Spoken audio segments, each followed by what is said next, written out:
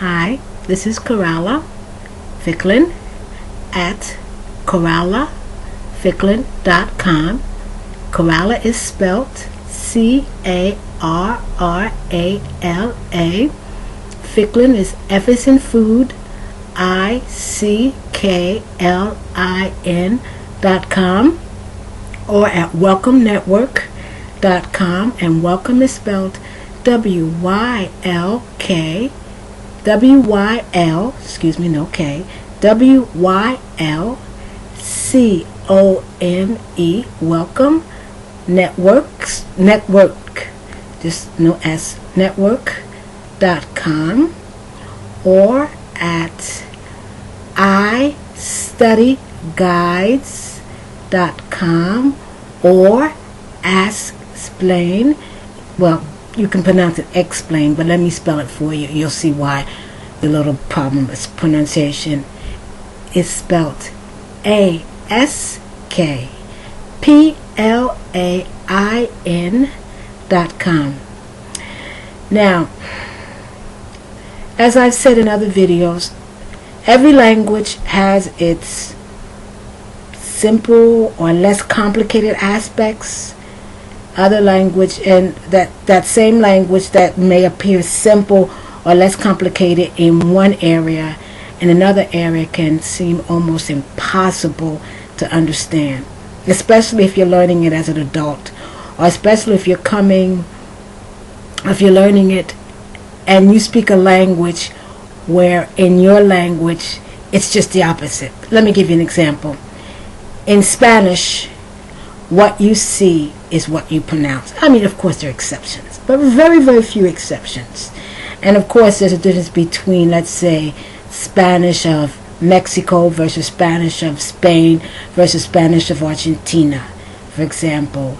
Where in Spanish of Mexico, for example, they don't make a great difference between the S sound and the Z sound. So corazón in Espanol, and in Spanish of Mexico doesn't sound like corazón in Spanish of Spain, or llamo in Spanish of Mexico, the LL is pronounced like a yeah, more like a Y, where in Spanish of Argentina is llamo. But with the exception of those little exceptions and the LLs and maybe the Y and things like that, generally speaking, what you see is what you pronounce. But when it comes to verbs, Spanish can be difficult. Even not just the fact that some verbs are regular versus some verbs are irregular, which is difficult, and not just the fact that with each person, well, almost with each person, with I, with you, informal, then there's he, she, and it, then there's you, formal or plural, and then there's they, female, male, masculine versus feminine, all that, which we don't have in English.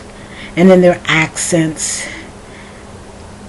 That's difficult. But one thing about Spanish, as well as French and Italian and Portuguese, which is extremely difficult to understand because you have to make a space in your head for this one, is a mood called the subjunctive mood.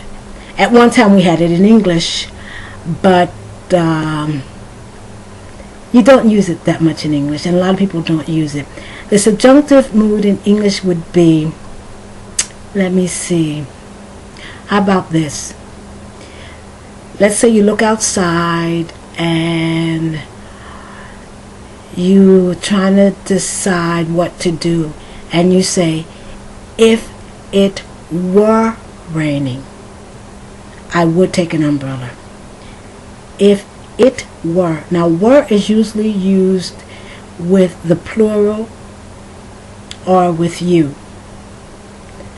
You were, they were. But you're talking about a present that doesn't exist. That's a subjunctive. In English, you don't use it that much. Many people will say, they won't say if it were raining. They'll say if it was raining. They'll say was. When I was a child, the subjunctive still was somewhat important. But now, in English, not really. It's dying. And for many people, it's already dead. So that's complicated, that part of Spanish. Well, English grammar is not as complicated. I'm not saying it's simple, because it's connected to the culture, just like Spanish grammar is connected to the culture. But what can be very complicated in English is English pronunciation. That can be difficult.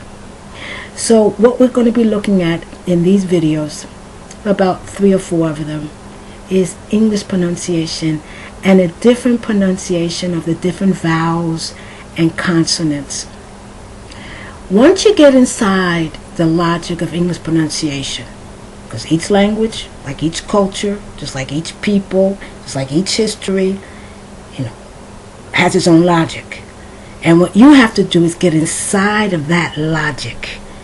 And once you get inside of that logic, things from the outside make absolutely no sense begin to make sense. So in the following videos, I'm going to be looking at vowels, A, E, I, O, U. I'm also going to be looking at some consonants.